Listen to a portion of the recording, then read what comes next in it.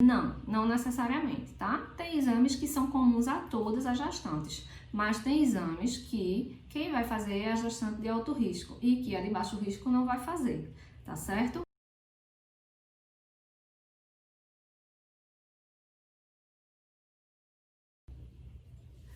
Oi, mamães! Eu sou Valéria Gomes. Eu ajudo mamães e futuras mamães a esclarecer todas as etapas da gestação. Hoje eu vou abordar um tema também bastante importante e que muita mamãe tem dúvida. É um tema que é muito importante para o pré-natal como um todo e que vai estar presente durante todo o pré-natal, né? Que são os exames do pré-natal, né? Os exames que a grávida precisa fazer durante os 9 meses de gestação. Valéria, mas quanto mais exames meu médico pedir, melhor? Não, não necessariamente tudo que, assim, quanto mais exames, melhor, né? O que acontece? Tem mulher que acha que realmente quanto mais exames, melhor, porque aí vai estar tudo visto, eu não vou ter problema nenhum. Mas com saúde não funciona assim, tá certo? A gente que é profissional de saúde sempre aprende e sempre é orientado de que quanto mais racional a gente for, quanto mais a gente racionalizar os recursos em saúde, melhor, tá? Então não tem porquê sair pedindo um monte de exame se você não tem necessidade, tá certo? Então isso tudo vai, como eu já falei, vai depender da sua condição de saúde, tá? Existem exames que são dispensáveis dependendo do seu caso e vão existir exames que vão ser necessários e que vão ser pedidos e que não foram pedidos necessariamente para a gestante que vai ser atendida depois ou que foi atendida antes. Tá ok? Outra questão que me fazem muito e que é um erro muito comum, né? Gestante baixo risco faz os mesmos exames que gestante alto risco? Não, não necessariamente, tá? Tem exames que são comuns a todas as gestantes, mas tem exames que quem vai fazer é a gestante de alto risco e que a de baixo risco não vai fazer, tá certo? Tem exame que, dependendo da gestante, dependendo do que leve ela a ser alto risco, por exemplo, eu tive diabetes gestacional, então eu fiz alguns exames que uma gestante que não tinha diabetes gestacional não faria, tá? E eu fiz alguns exames que uma gestante que tivesse hipertensão talvez não fizesse. Enfim, tá? Isso vai variar. Outra questão que é assim, muita mulher acredita que só tá tranquila e só fica bem se fizer uma ultrassom todo mês para ver o neném, tá certo? É um erro achar que viu ultrassom, viu o neném, não, porque aí tá tudo bem, eu só fico tranquila quando eu faço ultrassom. Ultrassom não necessariamente, primeiro, não precisa ser feito todo mês, necessariamente. Segundo, tem exames que são mais importantes que o ultrassom para a sua condição de saúde, tá? Então, o ultrassom tem os momentos de ser feitos, são extremamente importantes, reduzem muito o problema, tá? De morbimortalidade materna, tanto da mãe quanto do bebê, do feto, mas não é tudo, tá? Tem exames laboratoriais que são extremamente importantes, tá certo? Eu dividi por trimestre para ficar mais fácil, tá? Porque aí, até para vocês mesmo, quem tá no primeiro trimestre se identificar, e aí vocês vão fazendo seu checklist, né? É bom anotar o que já fez, o que não fez, para ter essa noção e não se perder, tá bom? Nos primeiros 3 meses, né? Na primeira consulta, geralmente, são solicitados vários exames, né? Da carta de exames do pré-natal, o primeiro trimestre é o que mais tem exame para fazer, tá certo? Porque faz parte daquela avaliação inicial que eu falei lá no começo, né? Então, a pessoa começa o pré-natal, então quem tá pensando em engravidar já fica ligada nisso. Quem começou o pré-natal agora já deve ter feito ou está fazendo, né? Ou tá com a requisição para fazer e aí já se prepara que é sangue, é um monte de tubinho de sangue que a gente tira no primeiro trimestre. Parece uma doação, tá certo? Um dos exames mais importantes a serem feitos no primeiro trimestre é a classificação de sangue, né? Que a gente chama de ABO-RH. junto com o hemograma, né? Esses exames são feitos por coleta de sangue, né? Quando for uma coleta que não é de sangue, eu vou falar, tá certo? Mas os que eu vou falar agora são todos de sangue, tá? Uma é a classificação sanguínea, que é aquele que diz o seu tipo de sangue, né? E aí, dependendo do tipo de sangue que você tenha, se for negativo, a gente vai precisar saber o pai da criança, qual é o tipo de sangue do pai da criança. Porque quando a mãe é negativa e o tipo de sangue do pai é positivo, por exemplo, a gente tem que pedir um outro exame para investigar você, para não ter incompatibilidade do sangue da mãe com o sangue do bebê, tá certo? Isso é bem importante. E se o seu RH for negativo, aí você já fica ligada, já tem que ver com o pai para ele também fazer, tá? Essa parte dos exames do parceiro, isso é bem importante, tá? Inclusive no SUS hoje em dia já existe o pré-natal do parceiro, que é uma consulta que é feita, compartilhada com a consulta da gestante, em que a gente avalia, né, a saúde do parceiro como um todo, inclusive faz sorologia também, investiga doença sexualmente transmissível, e um dos exames que a gente pede é esse, que é a classificação sanguínea, tá certo? Para ver se o filho tem possibilidade de ter incompatibilidade com a mãe, tá bom? O que vocês precisam saber é basicamente isso, não vou me estender muito, tá? O hemograma, né, todo mundo já conhece, é o famoso e velho hemograma, tá? O hemograma completo, né? Que aí uma das principais questões que a gente vê no hemograma é a questão da anemia, que é bem comum na gestação, porque a gente tem o quê? A anemia fisiológica da gestação. Eu falo muito na anemia fisiológica, né? Porque é uma questão que é presente em praticamente todas as gestantes. Então, a gente precisa fazer, esse exame é feito na gravidez toda, nos 3 trimestres, tá? E aí a gente vai avaliando essa questão da hemoglobina, do hematócrito, que é para ver a questão da anemia. Nele, a gente também vê a imunidade e a gente também vê a questão da coagulação das plaquetas, tá certo? Então, basicamente, em relação ao hemograma é isso. Vocês vão fazer hemograma nos 3 trimestres, tranquilo, só para ver essas questões, tá bom? Tem um exame que é feito também porque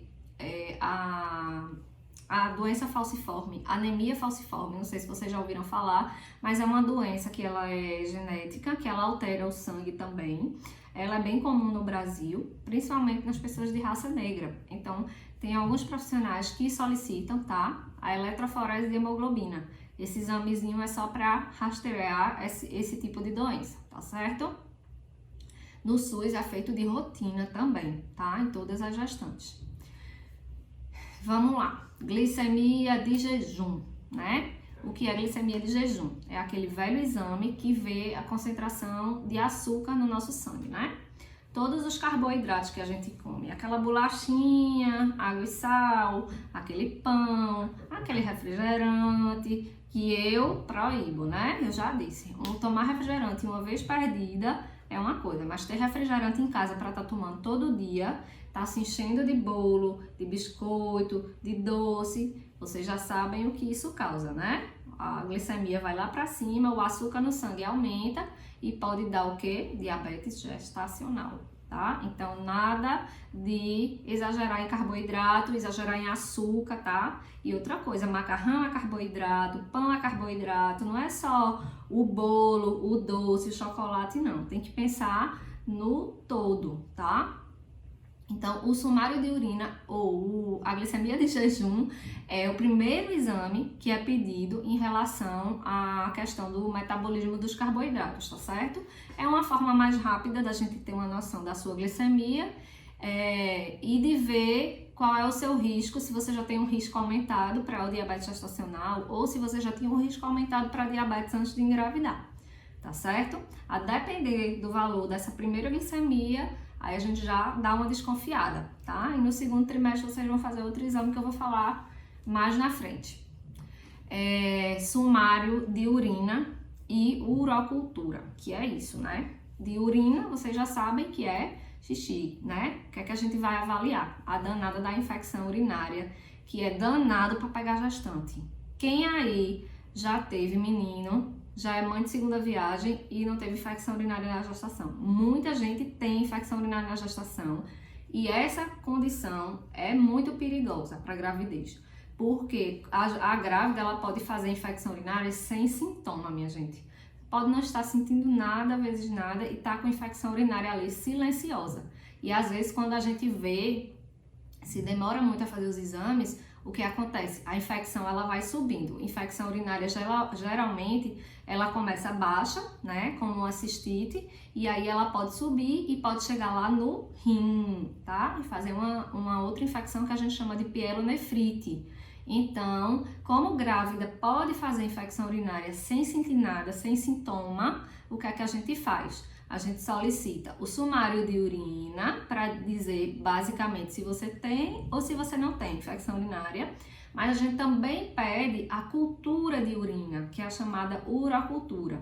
Por quê? Porque se tiver infecção urinária, esse exame que é a urocultura, ele vai dizer qual é a bactéria que está ali causando aquela infecção, tá certo? E se essa urocultura vier com outro nomezinho, um nomezinho esquisito, que a gente chama de antibiograma, o que é que vai acontecer? Ele vai dizer quais são os antibióticos que tratam aquele bichinho lá, tá certo? E ao que você já é resistente, tá bom?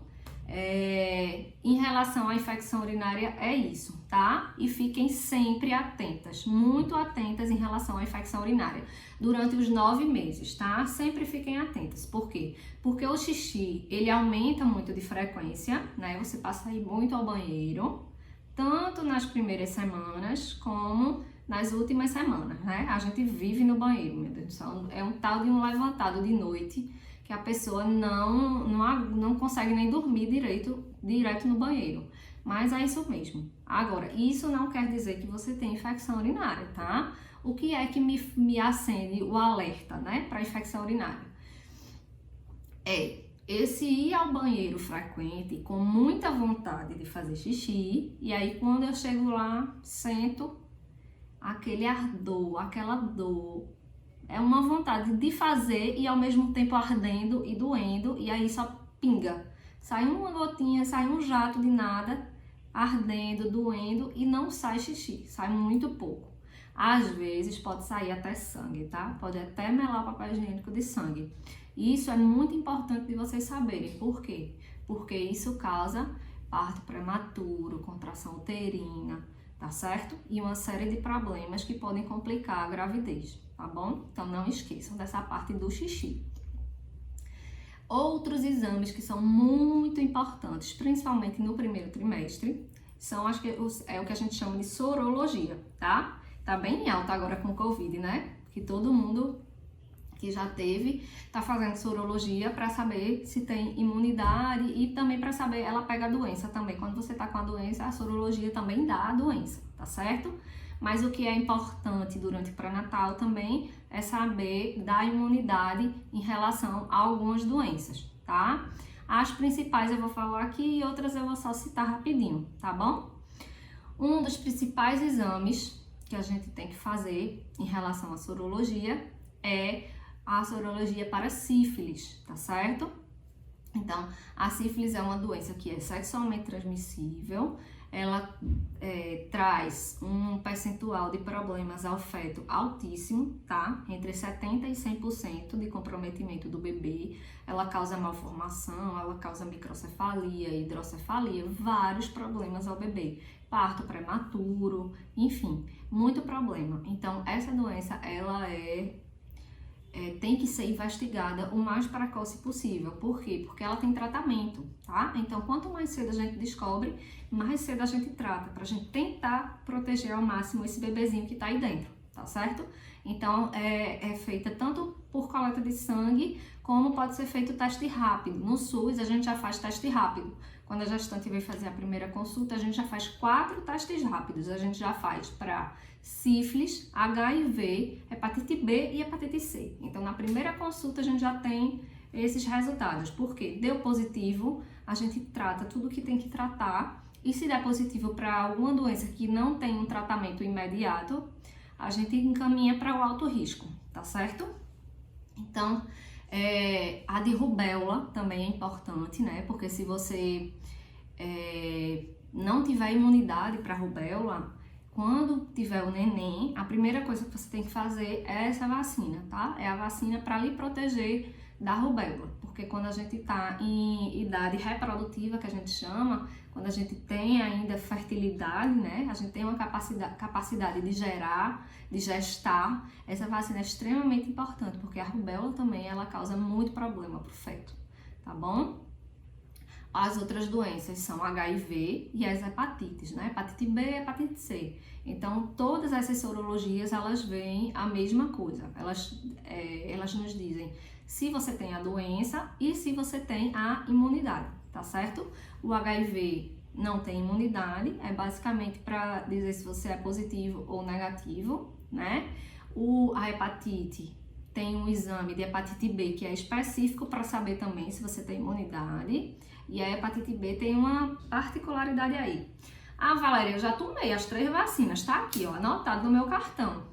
Mas aí eu pedi o seu exame de hepatite, a sua sorologia, né, o seu anti-HBS, e aí o seu anti-HBS deu não reagente, deu negativo. Então, você vai ter que vacinar de novo, porque provavelmente você fez a vacina e a vacina não lhe gerou imunidade. Então, eu vou ter que te vacinar de novo, tá certo? Porque é por isso que esses exames são tão importantes. Porque dependendo do resultado do exame, a gente tem uma série de outras condutas que a gente vai tomar, tá bom?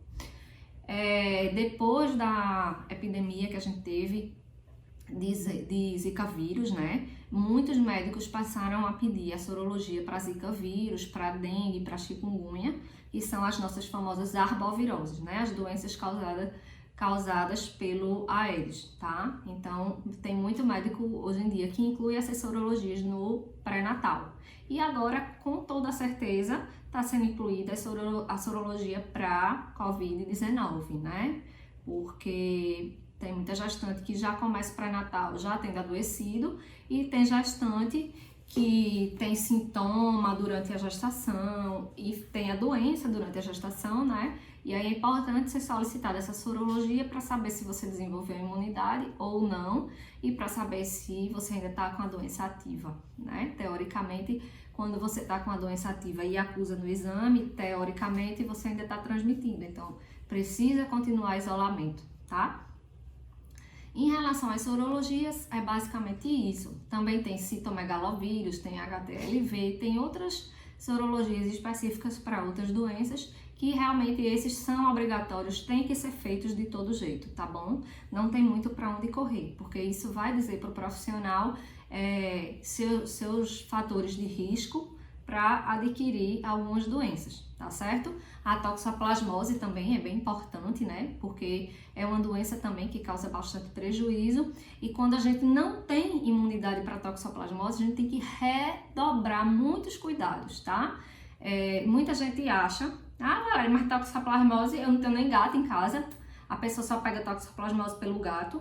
Não, a pessoa não só pega toxoplasmose pelo gato, pelo contrário, o pobre do gato não tem nada a ver, coitado do gato leva a culpa na história sem ter muita coisa a ver, porque para você se infectar por toxoplasmose através do gato, tem que ser manuseando fezes, se contaminar através das fezes do gato, né?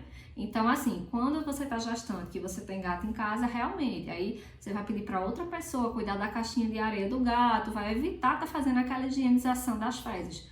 Mas o principal a ser feito não tem muita relação com o gato, tem que ser feito por todo mundo, independente de ter gato e de não ter gato, tá certo? Que é evitar consumir verdura de restaurante, de local que a gente não sabe a procedência, que a gente não sabe a higienização. Na nossa casa mesmo, higienizar muito bem as frutas, as verduras, lavar muito bem sempre as mãos, tá? Para evitar a contaminação e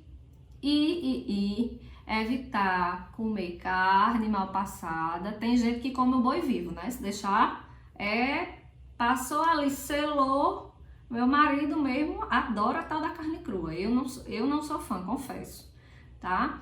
Mas tem gente que adora uma carne bem ao ponto, né? Ou bem mal passada, né? Então, evitar tá comendo carne mal passada e evitar comida japonesa, peixe cru. É a polêmica, né? Tô entrando no meio de uma treta aqui, né?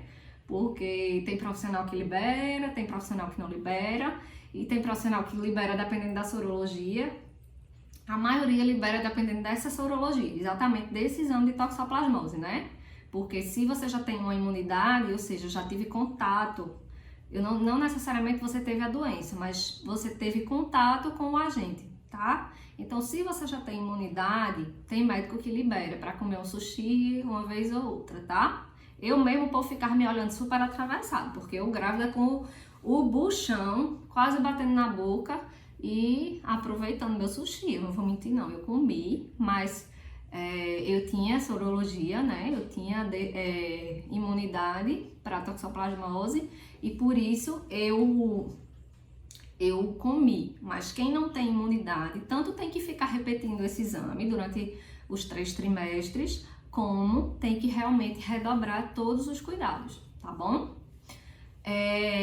Em relação à tireoide, também é muito importante a gente verificar a função da tireoide, porque a tireoide é uma glândula muito importante do nosso corpo. Ela mexe com todo o nosso metabolismo, né? E como a gravidez também mexe com o nosso metabolismo, pode ter alguma alteração aí. E tem mulher que já tem alteração, porque a maioria das alterações... Eu falo rápido às vezes e aí me perco. A maioria das alterações de tireoide são em mulheres justamente nesse período, vamos dizer assim, são mulheres em idade fértil, que a gente chama, que é a mulher no período da vida em que ela é capaz de reproduzir, de gestar, tá certo? Então, é um exame que é presente, né, no acompanhamento pré-natal. Tem médico que pede vários exames, dependendo do que você apresente, ou dependendo da rotina do profissional, ele vai pedir vários exames. Tem médico que só pede TSH e o T4, tem médico que pede T3, T4, TSH, enfim, tá? Dependendo do profissional, a quantidade de exames vai variar, mas basicamente é isso, assim, vão ser pedidos exames para avaliar a sua tireoide, tá ok? Citologia e colposcopia. Valéria, e pode fazer prevenção grávida, pode fazer, pode e deve ser feito, tá certo? A prevenção é um exame que não tem nenhum problema de ser feito no pré-natal, porque muitas mulheres acham que por ser no colo do útero, isso vai induzir o trabalho de parto ou vai induzir contração. Não, minha gente, não vai, tá certo? Não tem problema ser feito e ele deve, inclusive, ser feito no primeiro trimestre, tá ok? Ele tem que ser feito de rotina, né? Então, se nesse ano da gravidez você não fez ainda o seu exame de rotina, provavelmente vai ser solicitado que você faça, tá bom? Porque é importante para mulheres que já têm alguma lesão ou para mulheres que nem sabem se tem lesão ou não, é importante saber, tá certo? Eita, danou-se. Deixa eu voltar aqui, que eu me perdi.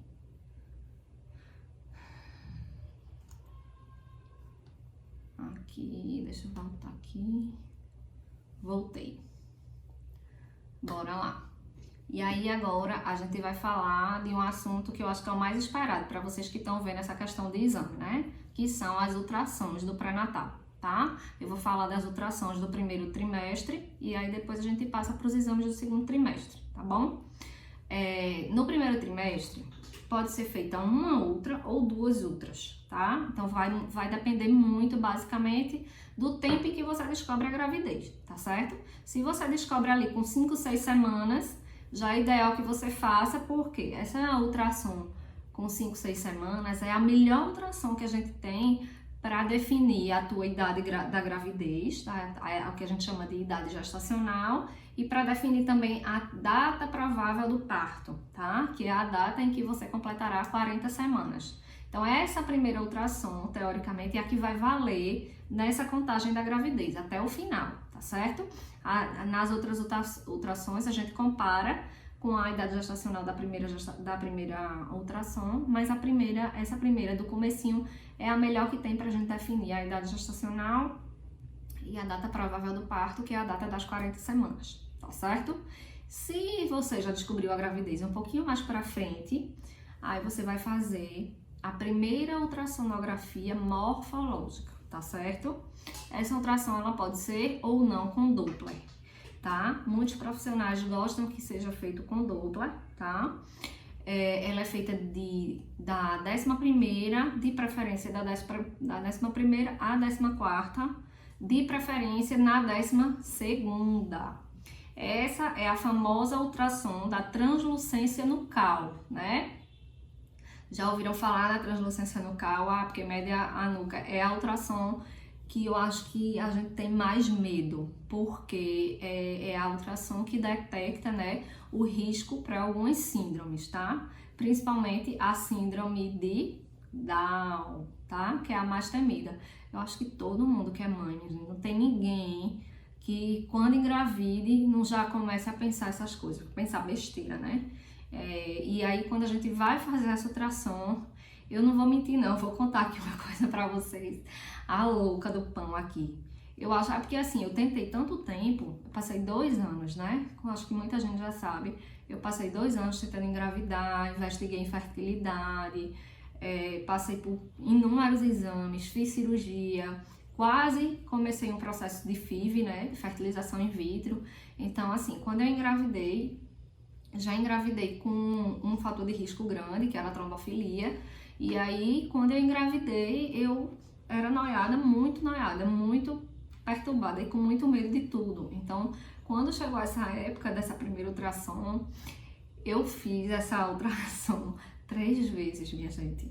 Eu acho que eu fiz com 11 semanas, com 12 semanas e com 13 semanas. Foi. Essa primeira eu fiz 3 vezes. Tudo para ter certeza de que a translucência nucal estava dentro do normal. E aí depois as outras morfológicas eu fazia 2 vezes, porque o meu obstetra, ele faz ultrassom, porque ele também é médico de medicina fetal, então ele fazia ultrassom também no consultório. E aí eu fazia, as morfológicas eu fazia sempre com ele e fazia com outro profissional que é referência aqui na minha cidade em medicina fetal, porque eu tinha que saber provar por A mais B que tava tudo bem. Enfim, mas não façam isso não, tá bom? Isso é só o meu exemplo que eu tô citando e tô comparando aqui com tô comparando aqui minha loucura. Agora eu tenho noção do tamanho, do tanto que eu era doida, do tamanho da minha loucura. Mas vamos voltar pra ela, né? Então assim, além da translucência nucal, nessa ultrassom a gente vê o ossinho do nariz, a presença do ossinho do nariz, que também é muito indicativo. Se a translucência nucal estiver alterada e o osso do nariz também, é praticamente fechado o diagnóstico de síndrome de Down, tá certo?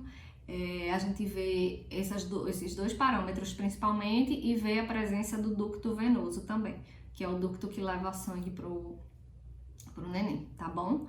Então, essa ultrassom é bem importante por conta disso, porque ela vai dar o risco que o seu bebê tem para a presença de síndrome, tá? Além disso, se for com Doppler, aí vai ser feito o Doppler das artérias uterinas maternas. E o que é isso, Valéria, artéria uterina materna?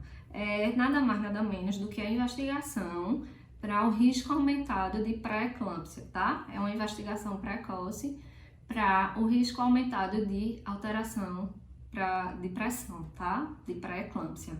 Então, essa ultrassom também pode servir para isso, tá bom? Isso aí é o que é importante vocês saberem em relação a essa primeira ultra. Em relação a esse risco aumentado de síndrome, quando se desconfia de síndrome, quando a translucência nucal dá alterada e o osso nasal, o que é que pode ser pedido para vocês? Esse exame já é pedido de rotina, independente dessa primeira ultrassom, esse exame, em muitos pré-natais ele já é pedido de rotina, tá certo? Ele se chama NIPT, é uma sigla, né? NIPT, e é a sigla para Não Invasive Pré-Natal Test, uma coisa assim. É uma siglazinha em inglês e ele é um exame de sangue. Você vai tirar sangue e ele também é um exame genético, vai investigar os cromossomozinhos do seu bebê, vai investigar o DNA lá do neném, porque quando a gente tá grávida, o DNA do neném ele circula no nosso sangue. Então, através do nosso sangue, a gente consegue pegar o DNA do bebê. E aí, com esse DNA do bebê, é que vai ser investigado Aí são várias outras síndromes que são investigadas, inclusive síndromes relacionadas ao sexo, tá? Então, esse exame também ele é bastante importante, principalmente quando se desconfia de alguma síndrome genética, tá certo? Infelizmente, quando o plano de saúde não cobre, ele ainda é caro, tem um valor alto, né? Mas tem muito médico que já pede de rotina no pré-natal, tá certo? Esse exame também ele dá o sexo do bebê. Ele segue o mesmo princípio do exame de sexagem fetal, aquele que a gente pode fazer de sangue a partir de 8 semanas para ver o sexo do bebê. Só que a sexagem, ela obviamente é mais barata porque só vai ver o sexo do bebê. E esse, além do sexo, ele avalia o risco de os cromossomos para ver todas as síndromes, tá certo? Agora a gente fecha o primeiro trimestre, passou isso aqui, tá tudo normal, a gente já dá aquele já dá uma relaxada, né? Porque só de começar e já tá terminando, eram os 3 primeiros meses, que são os mais críticos, com tudo dentro dos conformes, a gente já respira fundo. Mas não respira fundo totalmente não, porque as coisas ainda podem acontecer, tá bom? Tem que ficar atenta, continuar estudando, continuar se informando para o que vem por aí, né? E aí, no segundo trimestre, melhor fase da gravidez, né? Passou toda aquela agonia do começo, fez os principais exames, tá melhor daqueles sintomas iniciais que a gravidez dá. E aí a gente começa a se animar para começar a enxoval, organizar o partinho. E aí também segue o fluxo do pré-natal, né? Tem alguns exames que são bem menos exames no segundo trimestre, mas alguns são também muito importantes, tá certo? Um deles é o teste de tolerância à glicose, o famoso exame da garapa, tá?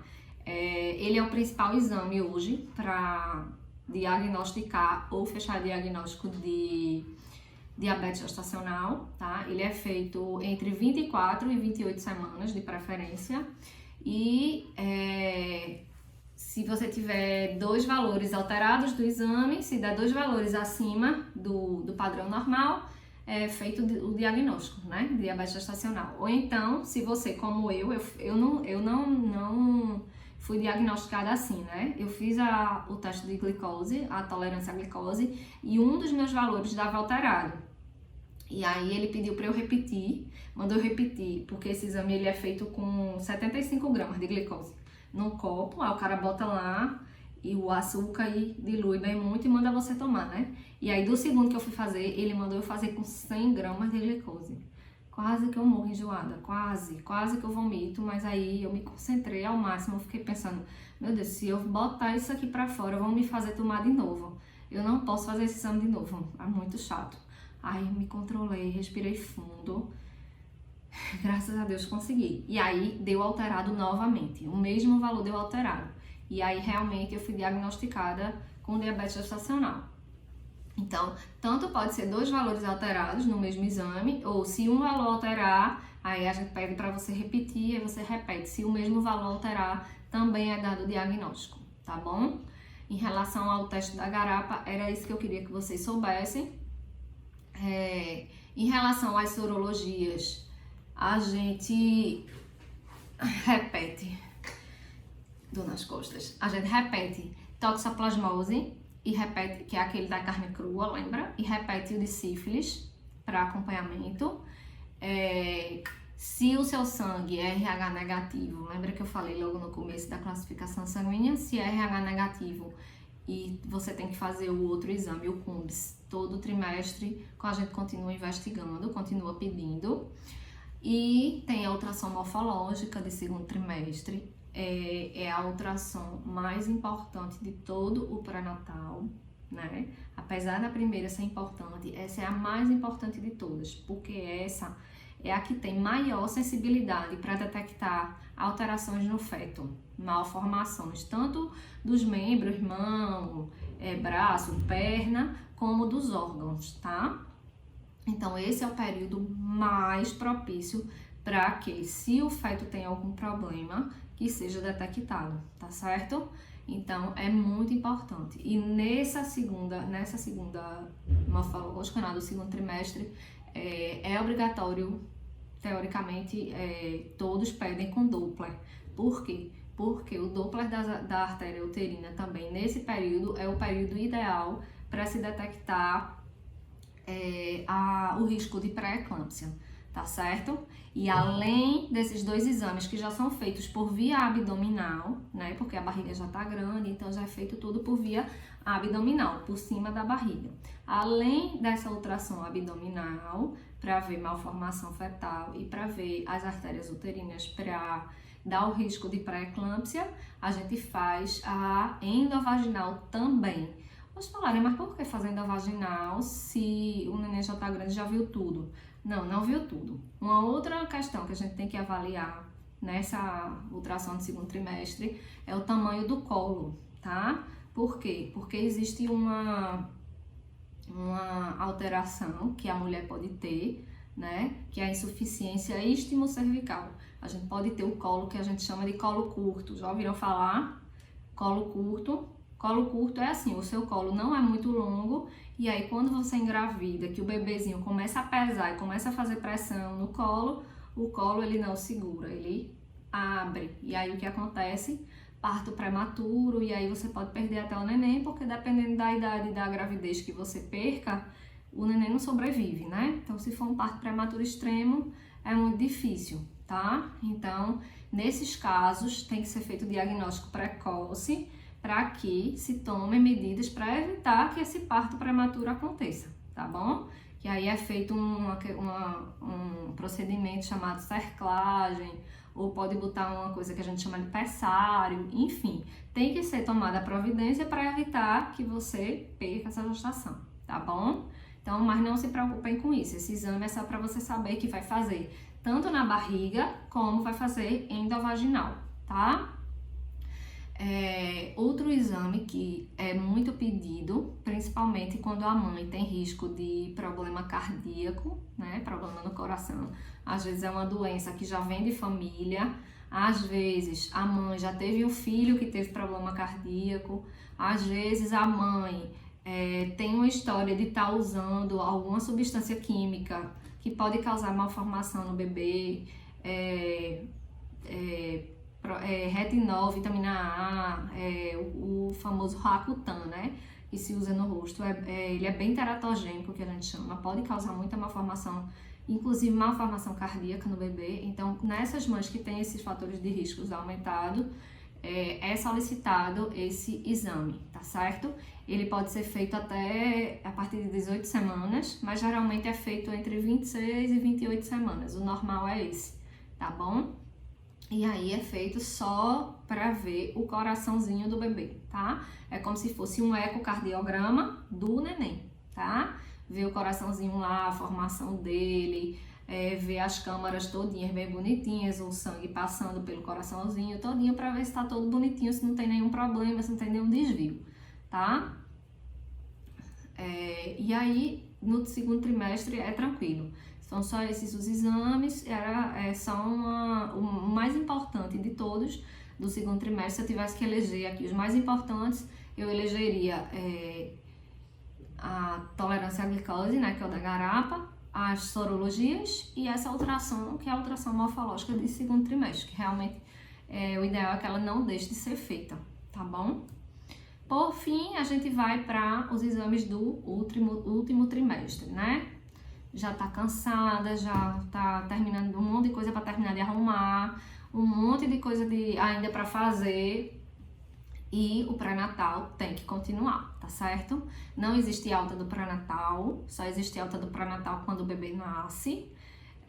Não pode farrapar, principalmente com as consultas de terceiro trimestre, porque vão ficando de 15 em 15 dias, né? Do 8º para o 9º mês, o que é todo mês passa a ser de 15 em 15 dias e depois de 9 meses até o neném nascer, toda semana tem que estar lá, mas tem que ser isso mesmo, realmente a gente não pode farrapar não com as consultas, porque não é à toa que o intervalo diminui, né? É porque a importância de cada ida daquela aumenta, tá bom? E os exames também é bem importante terminar e fazer tudo direitinho para não deixar passar nenhum problema despercebido no final, para não complicar justamente perto da chegada, né? Na retinha. Então, o que é que a gente vai fazer agora no final? Muitos exames se repetem em relação aos do primeiro trimestre, tá certo?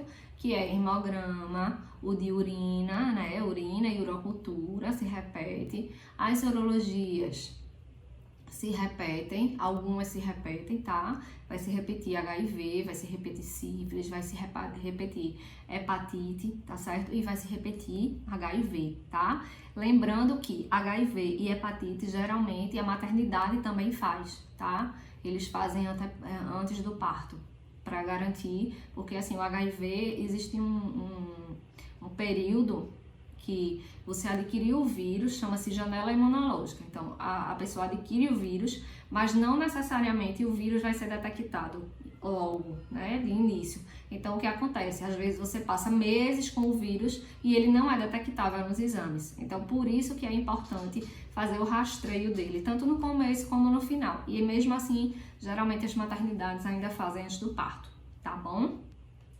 Um outro exame que é bem característico desse período é o chamado e famoso exame do cotonete, né? O que é que o exame do cotonete procura, né? O que é que o médico quer quando pede o exame do cotonete? Existe uma bactéria chamada Streptococcus B, do grupo B, que a gente chama. Ela é bem comum, é nossa amiga, convive com a gente, principalmente no nosso trato intestinal, né? E durante a gravidez a gente tem aquela velha queda de imunidade, né, que eu já falei. Lembra que eu já falei que na gravidez o corpo da gente diminui a nossa imunidade para a gente não rejeitar o feto, que é um corpo estranho. Enfim, essa bactéria, com essa queda de imunidade da gente, ela pode colonizar também o nosso trato vaginal, a nossa região vaginal. E pra gente, ela pode causar uma infecção, mas aí que às vezes é geralmente assintomática. Só que na hora do parto normal, o que acontece? Ela pode passar para o bebê e um percentual dos bebês podem desenvolver uma infecção, tá? Por conta dessa bactéria. Geralmente é uma infecção pulmonar, pode ser meningite, mas geralmente começa com infecção pulmonar, mas pode ser grave, pode terminar em infecção generalizada, tá? Então, o que é que acontece? Pede-se esse exame, que é como se fosse uma cultura, tá? Vai ser colocado um cotonetezinho na nossa região vaginal e na anal, e esse cotonetezinho vai para o laboratório e vai dizer se a gente tem essa bactéria ou se a gente não tem, tá? Porque ela é tratável com antibiótico e aí a gente tem que tratar, tá? Antes do parto. E esse exame geralmente é solicitado com 35 semanas. Mas tem que ter cuidado porque, dependendo de quando o neném vai nascer, esse exame, eu acho que, eu não lembro 100% agora, mas eu acho que é válido por 5 semanas, se eu não me engano. E aí ele não pode ser feito, por isso que a gente pede com 35 semanas para frente, porque aí tem o período que ele expira lá na frente, o parto não pode passar desse período. Tem que, se for passar, se for esperar o parto habitual, né? Se não tiver nenhum fator de risco que indique cesárea, aí tem que fazer de novo. Então tem que fazer realmente no finalzinho, no período que o profissional indicar, para não ter o risco de se ter reinfecção, tá certo? Se tratar, não ter a reinfecção. Ultrassom, né? De novo, morfológica do terceiro trimestre. Também pode ser com Doppler ou sem Doppler, essa é opcional, ser com Doppler ou sem Doppler. Aqui de todas, a principal do Doppler é a do segundo trimestre, tá certo? Essa vai ser... pronto. Essa aqui é a do último trimestre, vai ser feito com Doppler. Se for feita com Doppler, vai investigar também as artérias, vai investigar as artérias do cordão umbilical para investigar o que é essa do terceiro trimestre, vai ver o que é que ela vai focar. Ela vai focar nas medidas do feto para saber se você tem um bebê grande, se as medidas do seu bebê estão adequadas, se ele é um bebê normal, se ele está com peso normal, com o perímetro da cabecinha, perímetro cefálico normal, a circunferência abdominal. Ele vai ver as proporções do bebê, principalmente, tá certo? Se o bebê é grande, por exemplo, uma mãe que é diabética, tem risco de ter bebê grande. Então, nesse terceiro trimestre, tem que ter bastante cuidado e acompanhar com as ultrassons para ver se esse bebê não está virando um bebê que a gente chama de bebê gig, tá? Que é um bebê que é maior para a idade gestacional. Da mesma forma, a gente investiga se o bebê está com retardo de crescimento, que é o retardo de crescimento intrauterino, que a gente chama, tá bom? Às vezes tem algum problema na placenta, a placenta está muito calcificada e aí isso tem interferência no sangue que vai para o feto. Então, como o feto, ele se alimenta, ele respira tudo pelo nosso sangue, quando a placenta tem algum problema que diminui a ida de sangue para o bebê, provavelmente o bebê vai sofrer, se for um problema crônico e já um problema grande, o bebê vai sofrer, aí ele pode ter sofrimento fetal, né, que é a diminuição do oxigênio, e ele pode ser um bebê que tem um tamanho pequeno para a idade gestacional, né, um bebezinho que ele tá com problema no desenvolvimento dele, no crescimento, porque ele não está sendo bem alimentado, tá bom? Então essa ultrassom, ela vai ver muito isso. O Doppler também vai ver isso e vai ver problema na placenta, tá certo? Aí vai ter aquela investigação também do líquido, né? Para saber se o volume do líquido tá normal, se tá aumentado, se tá diminuído. Tudo isso é muito investigado nessa ultrassom do terceiro trimestre, nessa reta final, tá bom? E aí, se for identificado algum problema em relação à oxigenação do bebê, em relação à placenta, muito provavelmente o profissional que está lhe acompanhando, ele vai pedir um exame chamado cardiotocografia fetal, tá certo? O que é a cardiotoco, né? É um examezinho, quem já fez vai lembrar, porque é um examezinho que você vai lá, fica deitada e eles botam uma cinta na sua barriga com um sensorzinho, e aí você fica ouvindo os sonzinhos do bebê, né? Fica ouvindo os batimentos do bebê e fica apertando tem tipo um controlezinho remoto que ela lhe dá, e aí cada movimento do neném você aperta nesse controle para ir contando os movimentos do neném. E aí, de acordo com os batimentos do neném e a variação desses batimentos, porque o batimento do neném, ele não é um batimento que fica, tá batendo a 140, ele não fica lá 140, 140, 140. Ele fica 140, se o neném se mexer, vai para 150, 160, né? De acordo com o movimento do neném, se ele tá dormindo, se ele tá acordado e se ele tá em sofrimento fetal, esse exame vai detectar, tá certo? De acordo com o batimento, a frequência, né, cardíaca do neném, de acordo com a alteração e a variação dessas frequências, tá? Então, dependendo desse exame, o médico vai provavelmente lhe dizer se você tem alguma indicação para encerrar a gravidez de urgência, para esperar, tá? Eu fiz cardiotocografia, eu acho que nas 3 últimas semanas antes do parto, porque como eu era mãe diabética, eu tive que monitorar. Geralmente, quando a mãe tem alguma condição que pode causar problema no bebê, no final, o profissional solicita. Então, o meu bebê sempre esteve muito bem, minhas cardiotocografias deram todas normais. Eu acho que eu fiz por 3 semanas seguidas. Toda semana eu fazia uma cardiotocografia. E aí eu entrei em trabalho de parto com 40 semanas, no dia inclusive que eu fiz 40 semanas. Isso não é nem muito comum. Mas eu entrei em trabalho de parto no dia com 39 semanas e 6 dias, e no dia das 40 semanas, exatamente no dia da minha data provável do parto, meu filho nasceu. E durante todo o trabalho de parto, o batimento deu tudo normal, ele nunca oscilou, nunca fez bradicardia, né? Nunca o batimento subiu muito e nem desceu muito. Então, foi tudo tranquilo. Não necessariamente quando ele pedir a cardiotocografia você tem que ficar muito preocupada, tá certo? Às vezes é realmente por precaução, tá? Em relação os exames do terceiro trimestre, é isso. Fico por aqui. Os exames principais foram falados aqui. É muito importante que vocês se organizem, tá certo? Faça um checklistzinho de tudo que foi solicitado, do que falta fazer, do que não falta, das semanas. Vão anotando aí com caneta e papel. Por quê? Porque tem exame que eu falei que tem período específico para fazer, para vocês não esquecerem ou não perderem essas semanas que tem que fazer o exame, tá certo?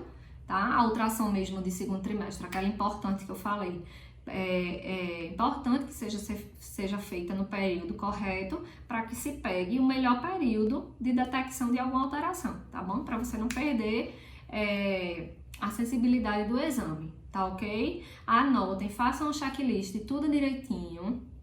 É muito importante, assim, o pré-natal, o profissional vai estar preocupado com você, ele vai lhe investigar, vai cuidar do neném, mas a gente sabe que tem coisa que é a gente que faz, né? Que o cuidado é nosso, que a responsabilidade também é nossa, é uma corresponsabilidade. O profissional tem responsabilidade com a gente, mas a gente também tem que ter. E quanto mais organizada a gente conseguir ser, a gente consegue fazer tudo direitinho na época, no período correto e sem corre-corre, sem muita preocupação, tá certo?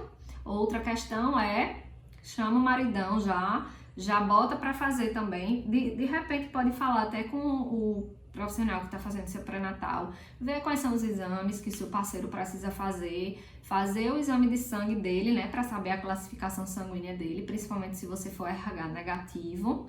Por exemplo, quem é A negativo, B negativo, O negativo, AB negativo, foi negativo, o pai tem que fazer o exame porque o neném pode vir RH positivo e aí pode ter incompatibilidade com o seu sangue que é negativo, tá bom? Então, o pré-natal do pai também é importante, né? É muito importante fazer alguns exames, atualizar o cartão de vacina. Por quê? Porque quem vai ter contato muito íntimo com a criança nasce sem nenhuma imunidade, né? Então, quem vai ter contato muito próximo com a criança, provavelmente é a mãe e o pai, tem que ter. E todas as outras pessoas da família, de repente tem a avó, ou que mora em casa, ou que vai ajudar, ou qualquer outra pessoa, tem que estar com o cartão vacinal atualizado, tem que estar com uma boa imunidade, para não pegar nenhuma doença infecciosa e acabar passando para a criança que não tem imunidade nenhuma, tá ok? Como sempre, por favor, deixem as opiniões de vocês, deixem o feedback, deixem na caixinha aí debaixo do comentário o que acharam, me deem sugestão de novas aulas, tá? De novos temas e compartilhem, né, com outras mulheres que possam se interessar, compartilhem nos seus grupos de gestante com essas informações, se acham que pode ajudar outras pessoas. Eu espero vocês, fiquem por aqui que vem mais coisa, tá? Me aguardem com as próximas aulas, que também estão muito boas. E um beijo para todo mundo. Simbora, bora arrasar nesse pré-natal. Beijo!